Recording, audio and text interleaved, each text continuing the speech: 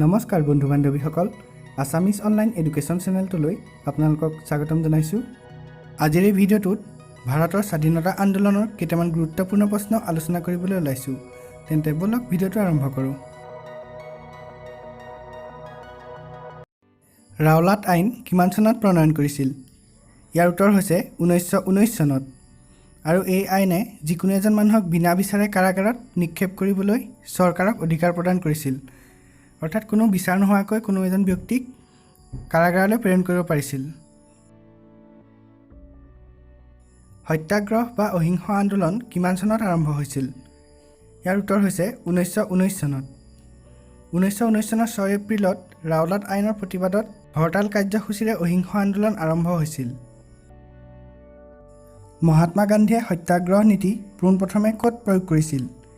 ইয়াৰ উত্তৰ হৈছে দক্ষিণ আফ্ৰিকাৰ বৰ্ণবাদ বিৰোধী আন্দোলনত। জালিয়ানৱালাবাগৰ হত্যাকাণ্ড কিমান তাৰিখে হৈছিল? ইয়াৰ উত্তৰ হৈছে 1919 চনৰ 13 এপ্ৰিল তাৰিখে। আৰু জালিয়ানৱালাবাগৰ হত্যাকাণ্ডত জড়িত ব্ৰিটিছ বিষয়াজনৰ নাম হ'ল জেনেৰেল ডায়াৰ। অসহযোগ আন্দোলন কিমান চনত আৰম্ভ হৈছিল? ইয়াৰ উত্তৰ হৈছে 1920 চনত। চৌৰি চৌৰাৰ ঘটনা কেতিয়া সংঘটিত হৈছিল? ইয়াৰ উত্তৰ হৈছে 1922 চনৰ 5 ফেব্ৰুৱাৰীত।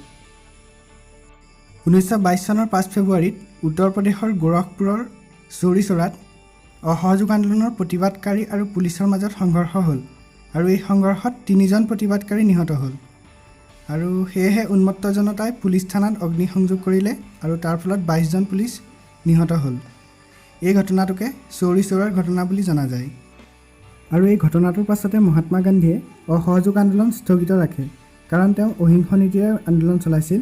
যেতিয়াই হিংসাত্মক পৰিস্থিতি উদ্ভৱ হ'ল তেতিয়াই তেওঁ আন্দোলন স্থগিত ৰাখিলে। আইন অমান্য আন্দোলন কিমান চনত আৰম্ভ হৈছিল? ইয়াৰ উত্তৰ হৈছে 1930 চনত। 1930 চনত গান্ধীৰ লোণ সত্যাগ্ৰহৰ জৰিয়তে এই আন্দোলন আৰম্ভ হৈছিল।